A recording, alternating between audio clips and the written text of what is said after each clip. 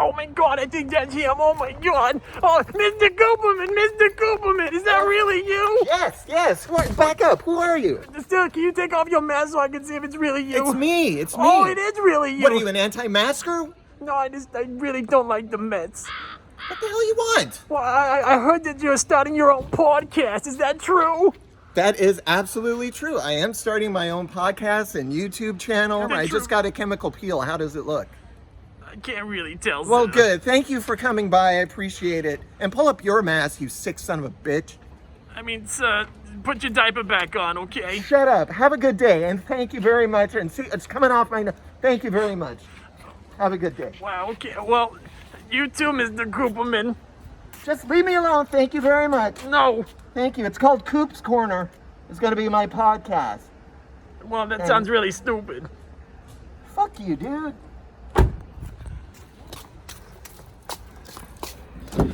Mr. Kuperman! Get the fuck out of my car! Get the fuck out of here! Take off that mask, Mr. Kuperman! Take it off! Mr. Kuperman! Get the fuck out! Mr. Kuperman! Come back, Mr. Kuperman! Come back! Mr. Kuperman! Where are you going? Mr. Kuperman! Come back! It's time for Koop's Corner with John Kuperman. Episode 1, the inaugural guest, comedian and 5-time Emmy-nominated writer Gabe Abelson. Guess he lost a bet. By the way, don't adjust your audio. Koop has a bit of a stutter, and he wants to do a podcast? What a douche. Can we end this god-awful theme already? I have a turkey and broccoli hot pocket in the microwave, and it has my name all over it. Let's try this again. Here's the host of Koop's Corner, John Kuperman. Enjoy, suckers. Hi! Here it is. Welcome to Koop's Corner. I am John Kuperman. And, oh, come on. You gonna give him reach around too? I'm trying to do a podcast here. Come on. Stop it. That's not the way I want to begin my podcast, but oh well. I'm sorry I don't have a big microphone like, oh, I'm a real podcaster. I'm sorry I don't have it yet. Maybe if this takes off, I will buy a big microphone so it looks official. But right now, I don't have one. I don't want to hear shit from all you guys. I will get one if you watch, subscribe, and do all that. But I've been wanting to do a podcast for years. And recently, with support of some of the podcasts I participate on, like my New York Mets podcast, my LA Clippers podcast, but mostly the Garmy on the Ralph Report. They have just been so supportive and wanting me to do a podcast. So here it is, and here it is. This is what you asked for. I don't know why, but here it is. All right? You happy? Here we are. I will tell you a little bit about me, all right? God. I've been doing comedy for 15 years. Stand-up comedy for 15 years. And you probably just noticed, I do have a bit of a stutter. I do. Some people think, oh, it's just, he makes up his stutter. Oh, if I wanted to make it up, I would have made it up. I've had this since birth, okay? It's something I've always had. My mother told me that she thinks I might have a stutter because she was struck by lightning when she was 7 months pregnant. That's insane. Why my mom was in the middle of a field in a rainstorm with a kite flying out of her pussy, I'll never know. I mean, I should have been the Flash. Instead, I got this lousy stutter. But oh well, thanks, Mom. Thank you. So here, I'm actually going to show you some things I used to do on my shows early on.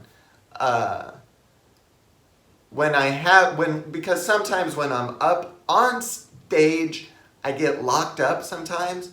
And so I used to have some props, you know. I'm not like Carrot Top, but I just have some props. So whenever it would get really bad on stage, I would say, Listen, I'm trying to make it a handicap. I'm trying to make my speech a national handicap. But I don't want to have the wheelchair symbol as my handicap sign, so I came up with my own, and it looks like this. This is my handicap sign, people. There it is. And the laughs would come flowing. And then when I had a kid, I said, oh, I had a kid. My wife was being a smartass, and she got that for the back of my car. Laughs galore. People laugh at this shit. This is funny stuff. And then when it got really bad, I would have one of these, and I would spin it round and round and said, I'm not stuttering, I'm buffering. I'm buffering. And I used to get one of those little thing you can see here. It was one of those little whatever when you get a candy and it would spin. That's what I used to have on here, and it would spin. I'm like, I'm buffering. I'm buffering. So that's a little bit about my background, and yeah. So I hope you enjoyed that. If not, I don't know what I can tell you. Now listen, I'm a friendly guy. I'm a friendly person, as you can tell. I'm a nice guy. And stop kissing! Stop kissing! Get a room or go in the bedroom, turn the TV off. Anyway, if you're listening just on the podcast audio, I was holding up signs and there's a couple kissing. Now listen, I have a dog. His name is Shadow. Oh, there's Shadow. He's a rescue, like my wife. That's a little joke. There's Shadow. Hey, my Shadow. It's a good boy, your boy. Hey, Shadow. There's Shadow. So that's my dog. And I walk him around the neighborhood. And I thought when you're an owner of a dog, you're supposed to be friendly. I walk my dog, it's like I have the plague. I walk on one side of the street. I see other people with a dog coming. They go on the other side of the street. I'm like, why? And then the same thing. Now, there are exceptions. I've had a couple people, we socialize, whatever. Listen, you people that cross the street and don't want to talk or socialize, whatever. Listen, I don't want to talk to you either. Okay? I don't want to talk to you. But my dog would like to socialize, sniff your dog's ass, and have a bonding there. You don't need to say anything to me. I don't want to talk to you either. Just look at me, have your headphones in, be on the phone. I don't care. You don't have to talk to me. Just let my dog socialize with your dog. If you have social anxiety, there's no reason to pass that to your dog. Or if you do have social anxiety, maybe you shouldn't have a dog. Maybe you should get a fish. Don't be out on the streets if you're going to be a dick. That's all I'm saying. And then the poop. I walk around the neighborhood. There is shit all over the place. Now me being a good person and a nice person, I clean up other people's poops when I walk my dog. I think it makes the neighborhood look better. I think maybe it lifts morale or something. I think it's better. And so that's what I do. I pick up other people's poop. And it's funny, you see some of these people. I saw this woman yesterday walking two dogs. One had to be 60 pounds, one had to be 40 pounds. And she's like, it's like, who's walking who at this point? And how is this woman going to clean up a 60-pound dog and a 40-pound dog shit when she can't even hold on to it? It's like the dogs should have their own bags to pick up her crap. I'm surprised she's not going to squat and go, I'm surprised she's not taking a crap. But it's like, if you're walking two dogs and you can't handle them, and it's like you're at the saddlebag trying to get on the bull, maybe you shouldn't be walking two dogs that weigh 100 pounds. Right? And then there's crap all over. There's big turd. And it's like, oh, gee, I wonder who left that. Well, I know. The woman who can't even handle one dog is a two. It's annoying. Stop it, people. Just stop. If you're going to get a dog, realize you're going to have to socialize with other dog people. I'm not happy about it either, but my dog will love you for it. So if you get a pet and you walk your dog, just be nice to other people. Don't be a dick. That's the motto of the show. Don't be a dick. Okay? And I get it. My dog isn't the smartest in the whole world. He won't remember to sit or lay down or attack my wife. He won't do any of that. But it's funny how he remembers where he is when he's at the vet. When he goes to the vet, it's like he knows exactly where he is. It's like, I don't want to be here. It's like, yeah, you remember to sit. You can't remember to sit, but you remember the vet here because they chopped off your balls a couple months ago. Maybe I won't take you here if you learn how to sit and roll over, you pain in the ass. So I'm thinking of remodeling my kitchen to look like the office of my vet so my dog will freak out and actually listen to me. That's my dog. For my first show today, I am so excited. I got one of my mentors. I'm a huge Letterman fan. And this guy wrote for Letterman for 5 years. And he was nominated for 5 Emmys. And he just has so much knowledge. And he's helped me over the years writing my comedy as well. Just an incredible, just a nice man with so many stories. And you're going to hear it. Gabe Abelson is with me today, or whenever you listen to the podcast, whenever. And we're going to talk to Gabe right after this commercial. I'm already sponsored. I'm one show in, I got a sponsor. So right after the commercial, we're going to come back. I'm going to be a little more pixelated because I'm going to be on Zoom. I'm going to be like 640 by 360 resolution, which is better. I look better, a little blurry and pixelated. But my guest will be the incredible writer, Mr. Gabe Abelson. We'll see you on the other side of the break. Welcome to my first show. So happy to have you with us. We'll be right back. The following is a paid advertisement. Hey everyone, this is Sylvester Stallone. A lot of you know me from Rocky, Rambo, and that arm wrestling movie. But before I was a big action star, I was a well-renowned improver, And now, I want to share those skills with you. With Sly Stallone's Improv Emporium.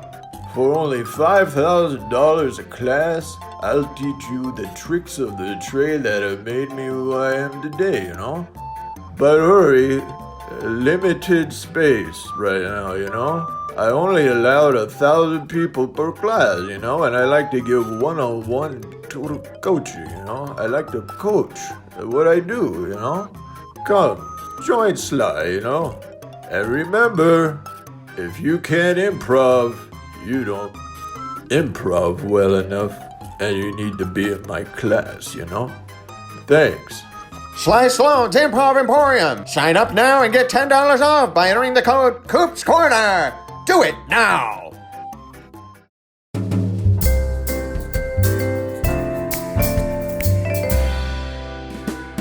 And we're back. My first guest, I am so excited to have him. He's been a comedian for over 40 years. He's worked with the best. He's worked with Seinfeld, Chris Rock, Sam Kinison, you name it. And he's written for Bill Maher, Tom Green, Jay Leno, and my hero, David Letterman. He's been nominated 5 times for an Emmy Award for his work on The Late Show. Please welcome Gabe Abelson. What's up, Gabe? It's good to see you, John. It's been a long time. Good to see you. I don't think I've seen you since we did a show at a synagogue in San Bernardino. Oh my God. I think that was what. That's got to be. Remember that gig? It's got to be 4 years ago. Oh my God. 4 years ago. Yeah. I don't forget my synagogue gigs. I've only done a few of them, but they're all unforgettable. They're all unforgettable. I want to know more about you and how you got into comedy. I mean, I could start way back. I grew up a block away from where George Carlin grew up when I was a little kid. His mother, I didn't know of George Carlin. It was before I had his albums before he had albums, actually. When I was a little kid, she was already elderly and would tell me stories about him, and I became interested. Then I discovered who George Carlin was, and I memorized all the albums, the usual story of comedians. And then I started doing some cabarets in high school, and I just knew that was what I wanted to do. So back then you couldn't major in comedy. Now you can at a few universities like Emerson. And so back then I studied drama with Lee Strasberg, method acting for 4 years. But I knew the moment I graduated, I went right to the comic strip in New York, passed auditions, and there were no such thing as open mic nights back then. You either passed auditions at a club or you didn't. So there was none of this working clubs for free, hoping you'll get on. You either did or you didn't. It was a very small business then. So I did stand up professionally for a living for about 14 years. And then I was doing the audience warm up for Bill Maher's Politically Incorrect New York. And that's really the toughest job as a stand up, which is you're basically a cheerleader. The audience warm up comes in during the commercial breaks and tries to keep the audience, lively. Basically a comedy fluffer would be the description of that job. And so I had a couple of ideas for jokes for Bill Maher's monologue. I don't know why it never occurred to me in 14 years of stand-up to try this. And they said, yeah, sure, try it. So I tried it, and the first night I ever tried it, half the monologue was mine. And I just started selling a ton of jokes. After a couple of weeks, they said, we want to put you on retainer. Then I was on that, and then they moved out to LA, which is eventually what brought me out to LA years later as a staff writer. But then a similar thing happened. Once the show was done in New York, I happened to be doing actually a synagogue with the wife of who was the head monologue writer for Letterman. Happened to have my packet with me, showed it to her, said, well, call my husband. These are funny jokes. I knew him from stand-up. So then that started there. And it was unusual because it was the only show in late night where there was only one monologue writer, who was my predecessor. He sort of took it upon himself to make that his department. And so I had about 10 people just faxing jokes to me every day, but I was the only one on staff writing. It was a lot of pressure. It was just me and Dave in his dressing room every day going over the jokes with Tony the cue card guy. And it was the first job I ever had in TV, and in a way the most stressful and most important. That's what I was going to say. Was your first real job was with Letterman? Was that your first? Absolutely. That's what got me into the Writers Guild. Yeah. Bill Maher, when you worked for him, was it more like, were you in the writer's room with him, or you just basically sent him jokes? How was he to work with? Was he a cool guy? Yeah, it's been different on every other show. Every other show has been the same except Letterman. Letterman, it was sort of my own little fiefdom there at the show. But on every other show I've worked, yes, we have our writers' meeting in the morning.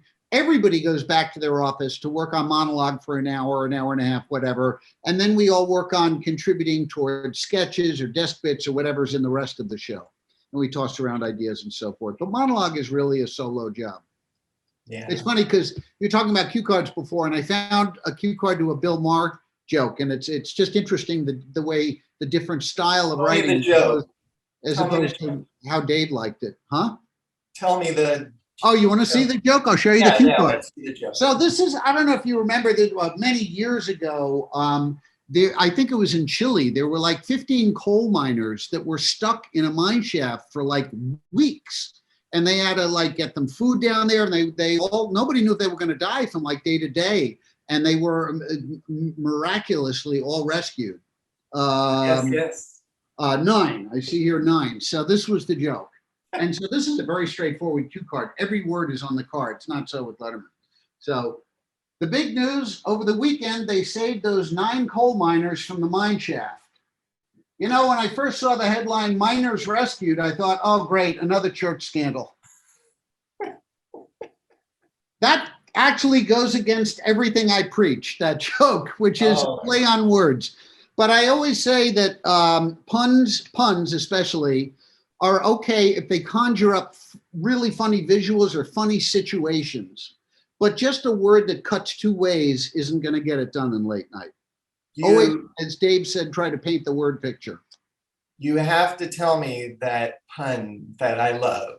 that pun that I love, because Letterman, you told me in the past, hated puns. He did. But there's one joke that you did, and I love it, and you have to.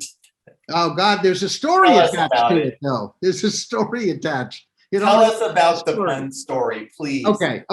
So yes, Dave hated puns. When I first started working for him, I gave him a pun, and he threw a cue card at me, almost decapitated me. So I know, okay, no more puns for Dave from now on. And I happen to agree with him, by the way. There's a number of people in late night who don't. I'm not talking about hosts, writers. I mean, that don't have a problem with it. Dave did, and I am on the same page with him as that. But in any case, one day I got a pun, and it wasn't mine. It was one of my freelancers. And it made me fall out of my chair laughing. And believe me having to read 250, 300 jokes a day, there wasn't much that made me laugh out loud. And so I went to Tony. I wasn't going to give it to Dave. I didn't put it on the sheets that I would submit to Dave, because I would have to pick about 75 out of the 300 jokes, and he would check off the ones he liked. So, but I didn't want to give him this. So I went to Tony, the cue card guy, and I said, what do you think? Is this funny? And he almost fell out of his chair. And I said, I'm afraid. He said, no, I'm putting this on a cue card. Screw it. I'm putting it on a cue card. So we go to rehearsal, and we get through the jokes, and Dave sees I'm holding onto a card. He says, is that another joke? I said, yeah. He said, well, show it to me. And I said, I can't show it to you because you got to make me a promise. I know how much you hate puns. He said, just show me the joke. Dave didn't have any time for BS. And I said, you have to promise you won't yell at me, because last time getting this close in my face, turning purple, is David Letterman. No. He said, okay, I won't yell at you. And I showed him the joke, and he doubled over laughing. So the joke was, I think it was in the year 2000. It was the Winter Olympics in Nagano, I believe. And there was a skier named Peekaboo Street who won like all the gold medals. She was like the Michael Phelps of back then. I mean, just won everything. And so she got every endorsement deal, Nike and Wheaties and all of the usual. And so what she did was, there was a story in the paper that she was donating half the proceeds from her endorsement deals to build a new wing of the hospital in her hometown. So her name was Peekaboo Street, famous skier. So the joke was, Peekaboo Street is taking half the money from endorsement deals to donate it to a local hospital to build a new wing in her hometown. And in her honor, they're calling the new wing the Peekaboo ICU. And that was the joke. I love that joke. It's so good. It's so bad. It's so good. It's just, yeah. So that is one of the exceptions to the rule. But that's, to be fair, that's not a pun at all. That's just a really clever mashup, in a way. When were you at Letterman? What were 96 through 2001, the end of 2001. I went to the show in 2002, and I'm going to show you this. This is me sitting on Letterman's set, and I'm not sure if you can see there that. You are. Yep, I see it. Yeah. And that wasn't his real seat, because his real seat, it was like a shrine. It was it was backstage and had a cloth sheet over it. Right, it had a sheet or a cloth over it, and I was sitting in some weird chair that wasn't his, because no one could sit with his chair because it was the right height. It was only for him. Right. But that was one of the highlights of my life, was just sitting there at his desk. I can imagine, especially in that theater, in the Ed Sullivan Theater, that's been there for about 120 years. Hold it right there, Gabe. We're going to take a quick break. We're going to come back and talk a little bit more right after this. This is Droopy Schwartz, big-time cartoon icon. It's recently been brought to my attention that some roided-up meathead is trying to invade on my improv territory. Don't worry about him. A cease and desist is in the works right now as I'm speaking. Want to learn improv? Sign up at Droopy's Improv Emporium, where I will teach you more than just eating a piece of meat and punching a big bag. I've been teaching improv for 45 years, and I will show you what others can't. please sign up at droopyimprov.com. For my 6-week course, only $500. What a bargain. That price won't make you mad. I look forward to hearing from you at Droopy's Improv Emporium. God bless. Sign up now and receive a free copy of Droopy's new book, I'm Not a Roided Up Fuck. Do it now.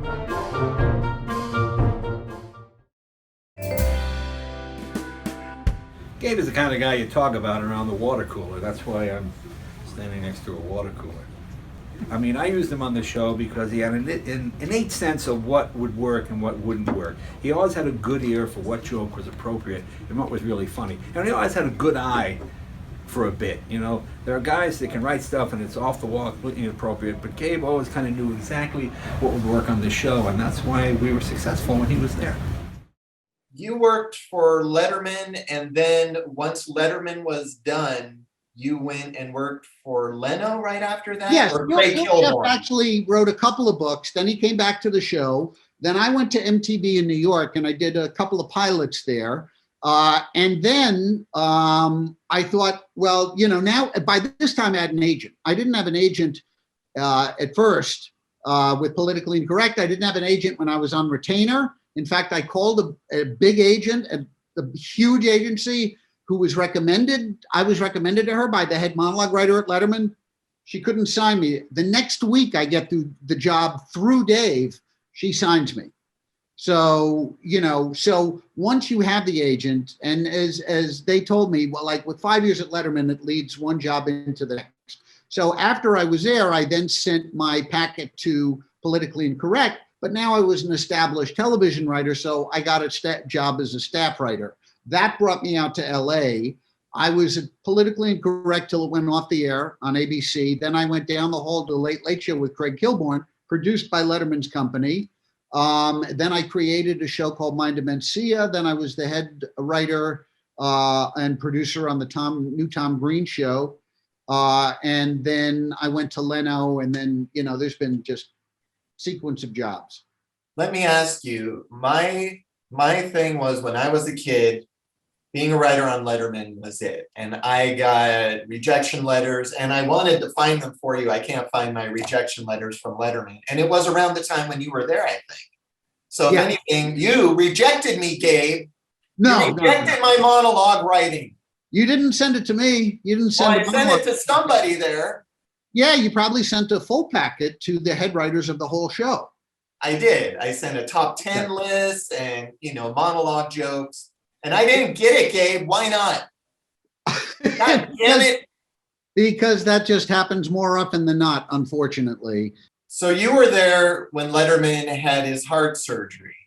I was, yes. And there was no show for 6 weeks, 6 or 7 weeks? It was a long time. And, you know, obviously, as great as modern medicine is, everybody was very worried for him. You know, his father had passed away at a young age. But Dave they told him, you know, Dave was a guy that jogged 12 miles every day. And so they told him he had the body of an athlete. I mean, he's 6'3" and weighed 170. You know, I'm 5'10" and weigh almost 190. So he was a string bean, you know, and that's true of most of the people in television. When you meet them, they're much thinner because it really does add weight. But he was in terrific shape, had the quintuple bypass.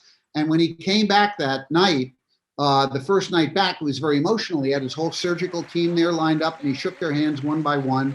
And the last joke of the monologue was mine. And it was a very exciting moment for me because it was reprinted on, I think, the second or third page of the New York Post, the only joke they posted from the monologue. So it meant a lot. I happen to have the cue card, in fact. Show me, please. Okay.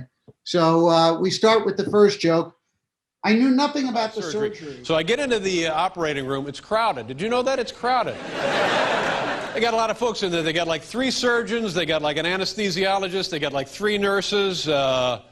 Paul and the band. I mean, I'm telling you. Just I remember the joke. Yep.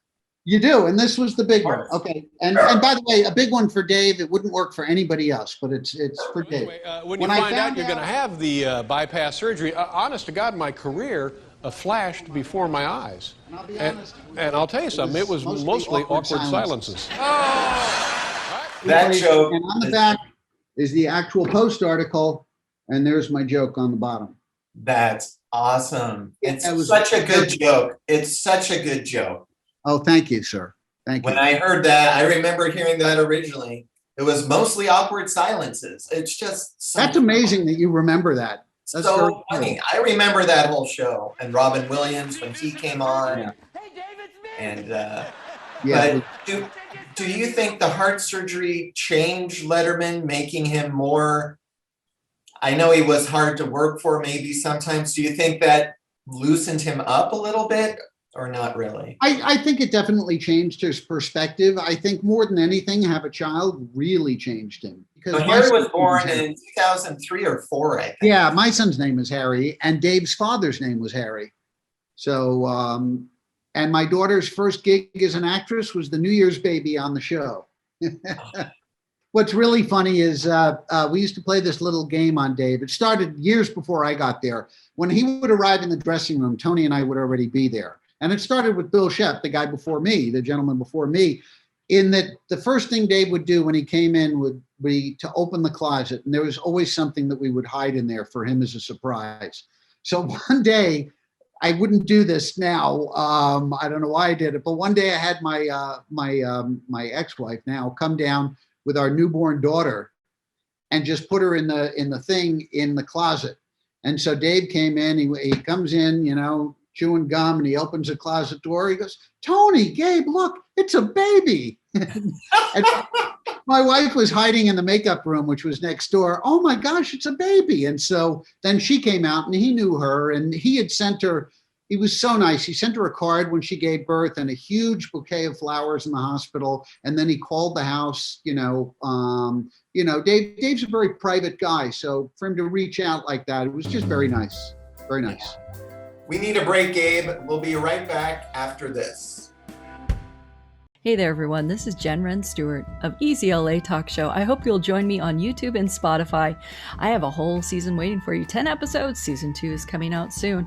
We're going to have more new music, more special guests, maybe even John Kuperman, and of course, more gossip and news about the Ralph Report. So please come join me for Season 2 of Easy LA Talk Show. See you soon.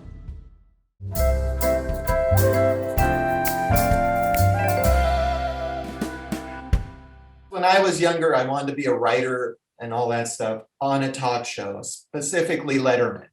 I always thought it would be fun and games. It's very stressful, isn't it, Gabe? Yeah, that show was very, very stressful. Very, very stressful. Especially, the whole monologue kind of falling on my head was, even though I wasn't the only one writing it, I was the one responsible for it. It was very intense. And like you, I'd been a Letterman fanatic. And so here was my, comedy god and my first time in television. I didn't know squat about TV back then. So it was trial by fire for sure. And I learned so much. And that's the thing from having done this now for 25 years, stand up for 41 years. I've been teaching off and on when I'm not on staff or I'm not on the road I've been teaching for 37 years, way before I had a right to. So I've deconstructed this stuff for so long. It's really very formulaic, late night writing. And once you understand the formulas and techniques, you can experience great success. It's about building up your average. You'll never bat 1,000, ever, ever. It's all about batting, your best average. In fact, one of my favorite stories, I don't know if I ever told you this, John. They once asked Seinfeld when he was coming up as a young comic who his hero was, thinking he'd say George Carlin or Pryor, and he said Ted Williams. They said, "Ted Williams was your idol as a comedian?" He said, "Yeah." They said, "He was a baseball player. Why?" And Jerry said something that I never forgot, and I tell every student I work with. Jerry said, he was the guy I looked up to because he failed 2 out of every 3 times he had to do his job. He failed 2 out of 3 times, and yet is considered the greatest pure hitter in the 150-year history of baseball. And that puts it in such perspective, or should put it in perspective, for young comics or young aspiring late night writers who think most of what I write I'll use. No, most of what you write you will throw away. If I wanted to write 10 jokes for a packet, even after 41 years in comedy, I will write 50 jokes to get 10 that I'm happy with. So it's all about your average. Right. Never about, like they say in screenwriting, you got to be willing to kill your babies, to kill the jokes that aren't there. You've written for Leno and Letterman. Who did you like working for more? Who was a better boss? What was the better show in your opinion? Because you worked on each. Completely different. It's completely different. I mean, I have since developed another working relationship with Jay since the show. So we talk pretty often, and I haven't spoken to Dave in a couple of decades. It was just a completely different show to work on. With Leno, I got to produce all of a sudden. I got to produce original commercial parodies, and it was a different kind. All of a sudden, I was a screenwriter in a way. I mean, I wrote a parody for like a George Foreman grilling machine type thing called the Holy Grill that imprints your favorite sandwiches with religious figures, and then you can sell them for thousands on eBay. You can make Wise Men on Wheat, St. Peter on a pita, Mary on a muffin, Samson on a shingle, Buddha on a bun. Just send $39.95 to Holy Grill, P.O. Box 1 AD, Bethlehem. Plus, if you act now, you'll also get Moses on a matzah. And best of all, once you've made your favorite snack, you can sell it for thousands on eBay. The Holy Grill. It'll make you grilled cheese. It'll make you toast. It'll make you rich. It was unbelievable. I wrote this thing, Jay approved it, and they said, okay, the head writer said, go ahead, meet with the set department. And I had no idea what I was doing. So I brought my sketch down and I said, so can you build me something that looks like a kitchen? And they said, you mean a kitchen? I said, yeah. They said, 2 walls or 3 walls? I said, I don't know, give me 3 walls. And we're in this big white room, a sound stage, nothing in it. I go to my office. I come down 3 hours later for the shoot. There is a kitchen in there to die for. They built an entire room of a house with a window, with sunlight coming through, a tree in the yard. There was an island in the middle of the kitchen, a granite countertops, stainless steel appliances. And I'm thinking, this was just in my head a few hours ago, and I'm looking at it. And so then, anyway, I'm getting ahead of myself. After I went to the set department, I went to the casting department. I cast the actress. I even went to wardrobe to decide what she would wear. I directed the shoot. When I was done, I took the card out. I went to edit. And then the editor did it, but I directed the edit. And so it was amazing seeing the process through from beginning to end. So, but in going from just being a line writer, a joke writer, to producing these, very large budget production pieces. So it was a totally different kind of job. Gabe, wait right there. We'll be right back. All right, for anyone trying to sign up for my improv class, it's been suspended indefinitely, and I don't appreciate some cartoon dog has been coming in and saying, oh, you're taking out everything I'm doing. I'm just doing what I'm doing. You do what you do, I do what I do, I mean, who are you gonna pick, an old cartoon dog or me? Sylvester Stallone, one of the biggest action stars ever lived, Anyway, that dog's gonna regret it. I went to his house earlier and lit dog shit in front of his door, Pretty funny. I'd see it all light up, and I ran away after I rang his doorbell, Oh, someone's at my door right now, ironically, Hello? Hey, what are you doing? That's it, Mr. Stallone. Just relax. We're taking you to jail. Hey, what to jail? What did I do, Well, you violated a cease and desist. We have a restraining order against you from Droopy Schwartz, cartoon dog legend, and you're coming downtown. Coming downtown? I don't like what's going on. Do you know who I am? I know what you were. It's hard to recognize what you are now. I'm gonna defund you guys, Mark my words. Yeah. Sir, I can't mark your words. I have no idea what you're saying. Let's go. Hey, get it. Improv. You improving with me? Yeah. Let's go. Come on. Let's go, big guy. Bullshit, Let's go. This is bullshit. Let's go. Out of here. I can't do this. All right. That's enough. Get in the car. Sign up now and get to see Sly's arraignment for only $5,000. Do it now!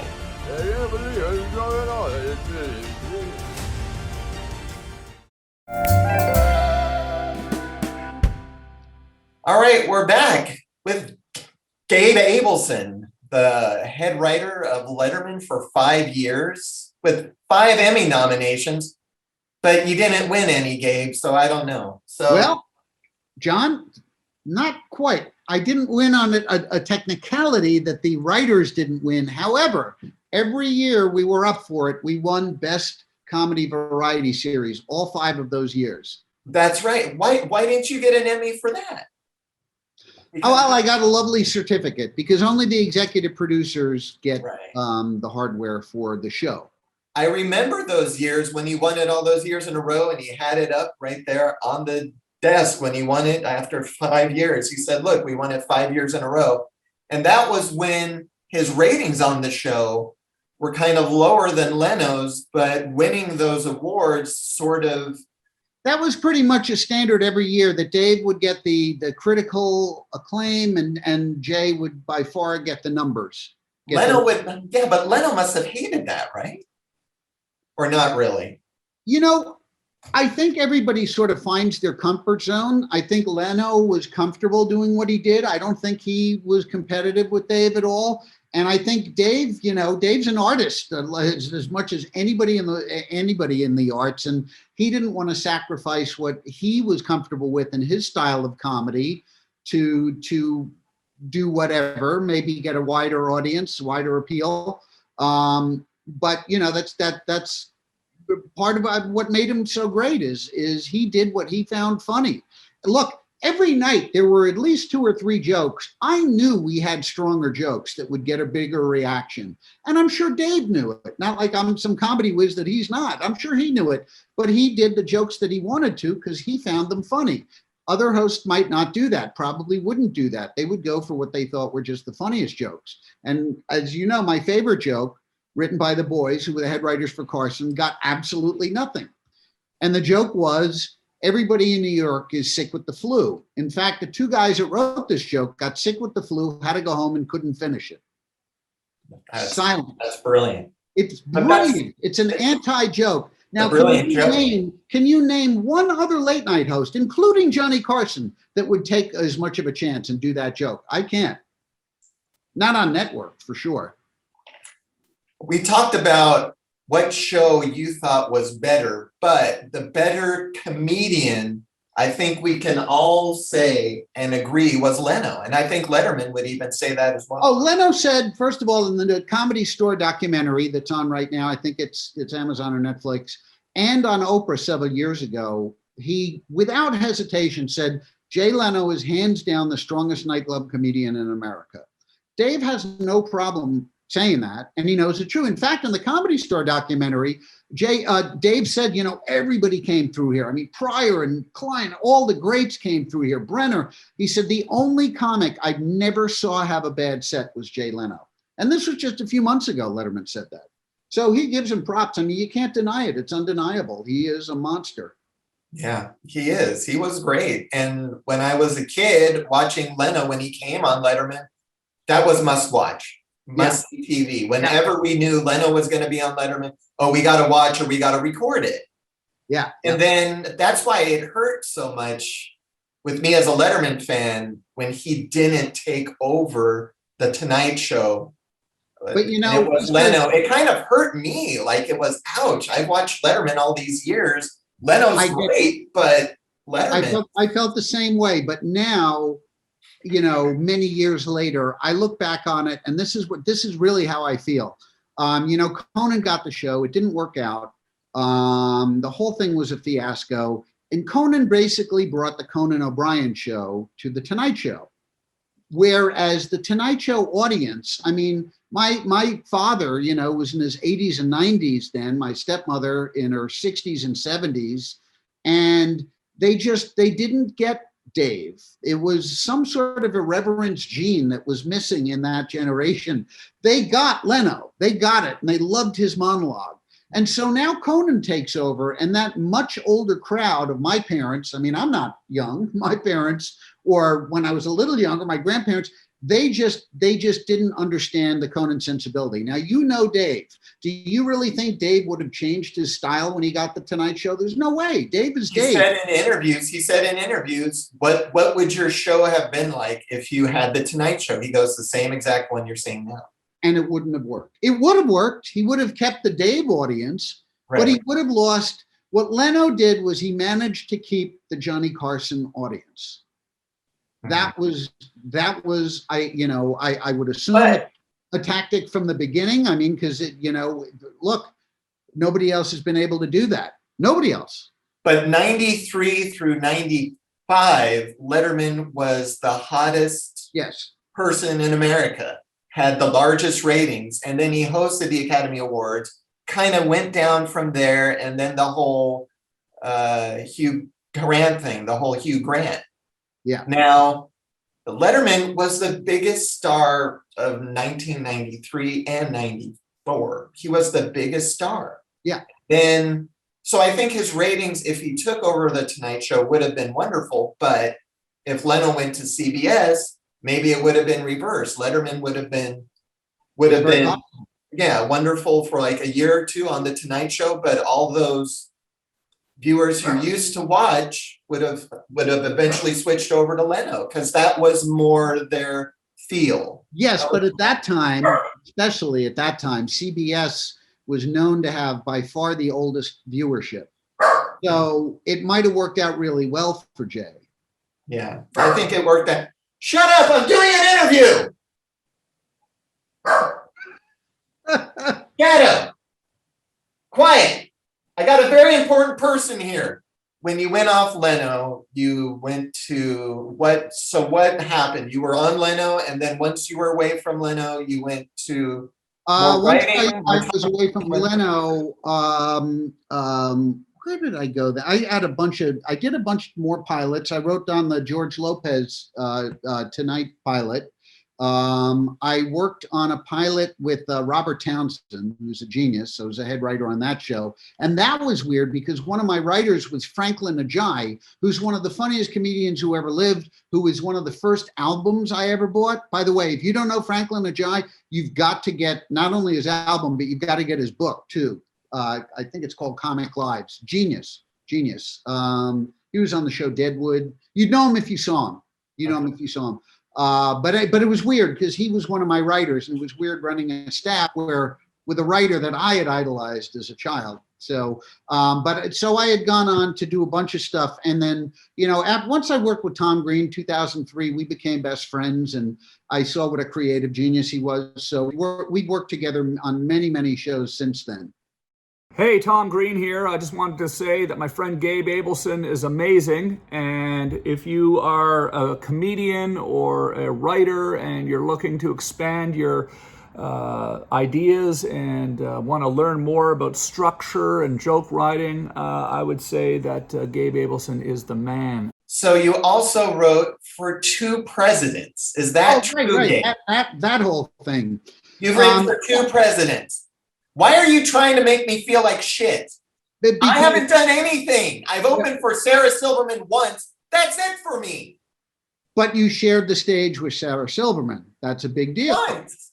Okay, so when I say I wrote for them, I did write for them. I did write for one, I should say, and the other I contributed in writing. When we had Bush on Leno, when we had him on the show when he was president, we had sketches, we had some stuff that we did with him, and everybody, like I said before, would contribute lines. So I've written lines that Bush has delivered.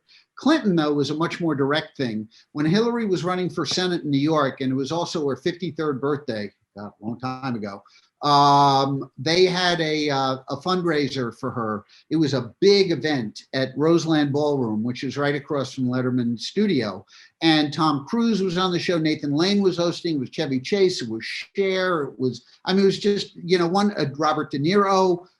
It was one after the other. And I wrote a sketch where De Niro teaches Clinton how to talk more like a New Yorker. And then it was, like he's teaching him, forget about it. And Clinton's like, I don't know, forget about it. No, it's forget about it. It's forget about it. Forget about it. So anyway, it was this whole thing. And so afterward at the rap party, Clinton, who's president. So, and he is the most, look, and I'm not saying this to show off, it's just because I'm really old. I started with like Jerry Seinfeld and Chris Rock and Ray Romano and Eddie Murphy and Adam Sandler. And Eddie Murphy the one guy I can think of that had just this X factor, this power radiating out of him. And Clinton was like that too. So you just this power when you were in his presence. And he said to me, so this was after the sketch. First time I see him after the sketch, he said, so how did I do? Did I do okay? Was that okay? What am I going to say? No, Mr. President, you were awful. And actually, the funny thing is he was brilliant. De Niro was nervous as hell. Yeah. And Clinton backstage was calming him down. Clinton was like, this is nothing. You can do this in your sleep. It was so funny. So I said, no, Mr. President, you were great. You're unbelievable. And he looked me in the eye. And he kept shaking my hand and he said, and your name is Gabe, right? I said, yes. And I knew that was going into the filing system. And I could almost guarantee, in fact, it's been exactly 20 years, that if I met him now, he would remember my name. Like that party, there were hundreds and hundreds of people. And about an hour later, I was at the bar and Clinton sees me from ways away, 30 feet away. And he goes, Gabe, you get everything okay? You got your drink okay? It was like, this guy's amazing. He knew how to charm people. He was a people person. Yeah, well, yeah, we know that. He sure loved to please people, Gabe. Yes, he did, and vice versa. You think of those times where, the Monica Lewinsky scandal, you think of those times and it's like, she got a blowjob. Every night was a blowjob joke. And then you come to Trump, and it's just like, my God, it makes Bill Clinton look like nothing. President Clinton has hired 2 spiritual advisors to meet and pray with him during his impeachment trial. Great, just what Clinton needs. More people kneeling in the Oval Office. Every night we closed, and as you can see, it's got the hashtag, we close with a Monica blowjob joke every night. Clinton was at Madison Square Garden yesterday for a college basketball game. Clinton, he's always had some cheerleader in him, or is it the other way around? I mean, every night there was a Bill Clinton. And so when people, I hear people say, Dave was a raging liberal, and they don't remember it was years of Clinton jokes, night after night. And also, Dave was always a candidate guy. He did like Clinton a lot, and with the scandal and not really with the scandal, because he kind of understood that, I guess. But the lying under oath and all of that, definitely lost some respect for him. He was a big fan of Bob Dole, who is a good man. And he just never respected Trump, even when he was, in New York. I mean, look, growing up in New York, we kind of knew what he was about, and he votes for the guy, not the party. I agree. I remember when he had Donald on all the time, he would just rip him a new one. He would totally grill him. Oh yeah. Hey, Donald, is that your tie or your tongue? Your tongue. You remember when Johnny died? And by the way, that always killed me when Dave would do that. The Borscht Belt thing. I'm serious. You remember when Carson died, Letterman the next night, I believe, or the same night he died, I can't remember. The whole monologue was what Carson sent into him over the years as monologue jokes, because Johnny would write him jokes and send them into Dave. And that whole monologue, the night after he died or the same night, was all ones he sent in. Yeah. And one of the jokes was, and I can't remember, maybe you can recall it better than I, about there's a rover in space and it can't identify anything except Donald's hair or something. This is kind of exciting. These guys have built this rocket ship and they're sending people into outer space. It's unbelievable. They went up and they set new records, new altitude records for civilian spacecraft 50 miles into space. 50, and from that height, you know this probably, there are two man-made things that are visible from 50 miles up. One, of course, is the Great Wall of China, and the other, Donald Trump's hair.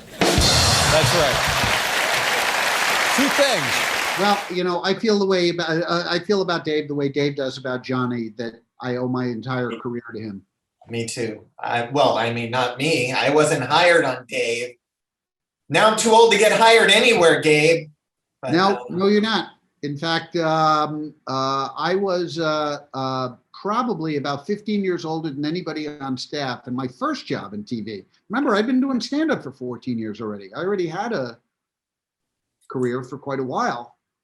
When you did stand-up, is there anything you remember? I know you said you did shows with Sam Kinison and Seinfeld. Is there anything you want to share with us that you remember way back when you were with like Rock and Seinfeld, you know, and Eddie Murphy? Is there something that you remember more specifically than others? Yeah, mostly stuff I can't discuss. But yeah, sure. I have memories with all of them. I have memories of working with Bill Hicks at Caroline's at the South Street Seaport, you know, beautiful club. And I remember it well also because I had 103 fever and I went on stage anyway because I wasn't going to miss an opportunity to work with Bill Hicks. And as you know, if you've ever been on stage when you have fever or you're sick, you totally forget about it in the time you're up there. And then you come off and you just collapse.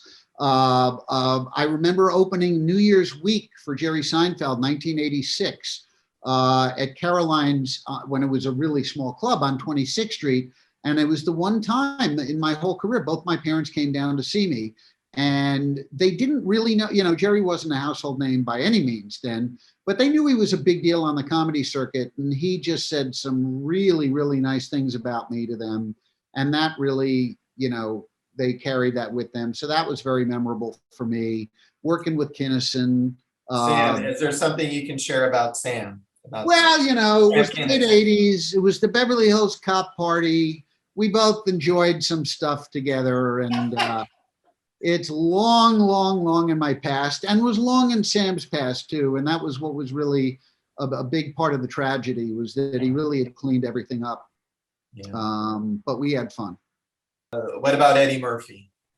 Well, I was there the night Eddie Murphy came into the comic strip and Chris Rock was just a late night act there. He'd passed auditions, but he wasn't getting on the regular book show yet.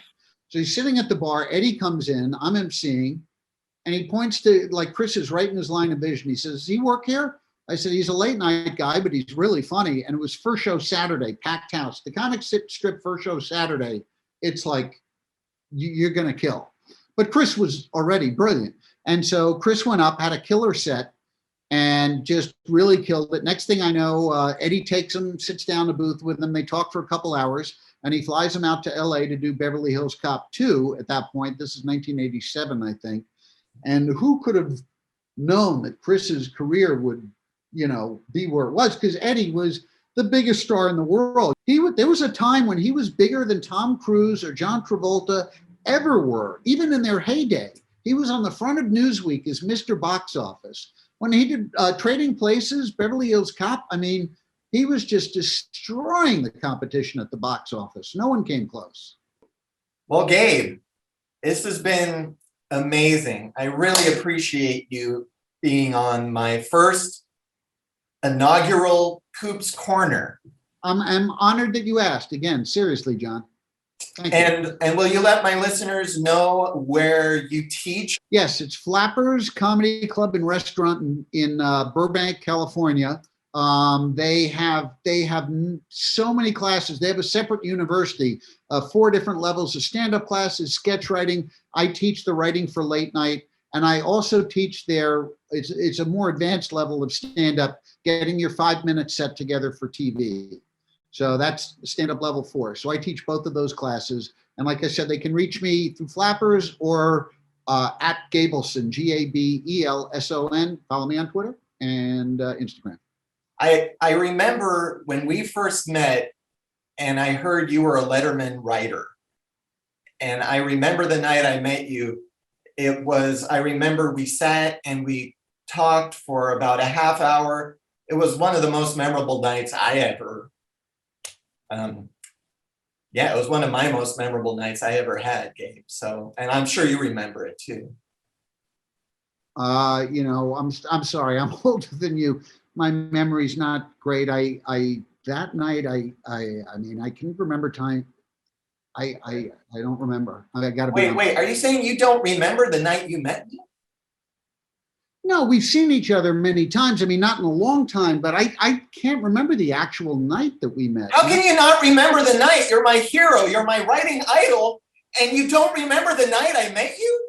John, you have to understand. I meet hundreds, thousands of comics, and we've known each other so long. I'm surprised you remember it because honestly, you're my mentor. Fuck them. This is about me, Gabe, and you forget. I'm sorry. You're off my show. Get out of here. You're off. You're off. No, you're off. We'll be right back. You're off my show, Gabe. God damn it. My memory's so. Can't remember. Koop's Corner is brought to you by Tesla. They're not really sponsoring the show, but Koop's hoping he'll somehow get a free Tesla. Tesla, there is no substitute. Also brought to you by a big new free house. Gee, I wonder who wants a big new free house. He's such a douche. And finally, a sugar mama. Really? I'm not reading the rest of this copy. Koop's delusional. I'm not reading the rest. The cheap bastard isn't paying me for helping him out. I'm out of here. I'm sick of this bullshit.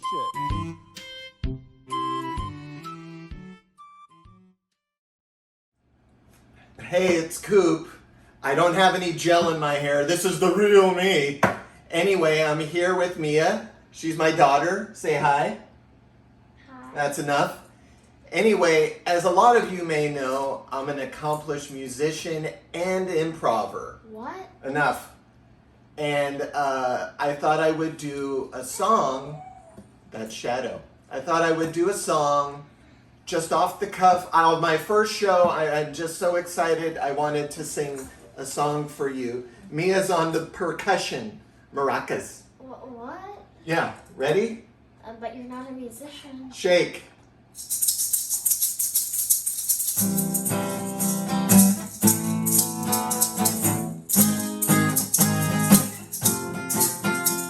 The first show is done. Thank you, Gabe Abelson.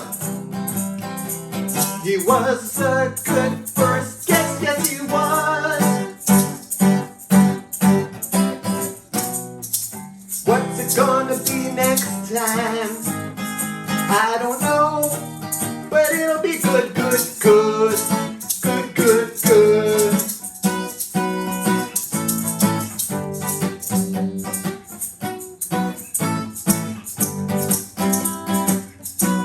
Stray cats,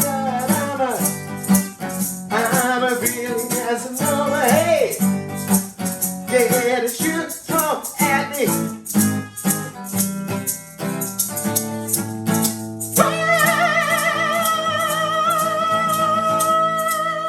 Thank you very much. We'll see you next time. Say goodbye, Mia. You're not a musician. That's enough. Bye-bye.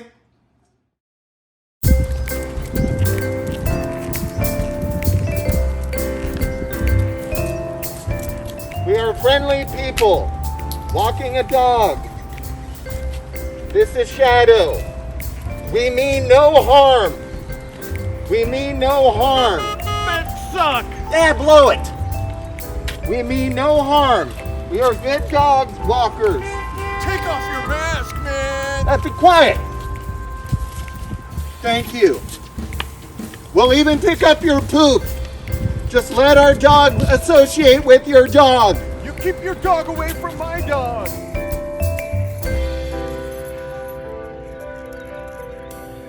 That's